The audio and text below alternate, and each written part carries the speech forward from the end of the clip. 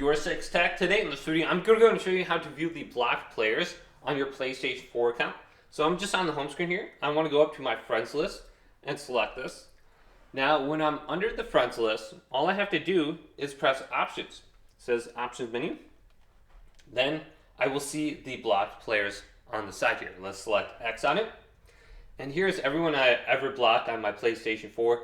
And all these are deactivated, I think. These are just like kind of like spamming message kind of accounts. So you just have to go to the account now, and there will be an option to unblock it right here. This is Flirty Girl 49.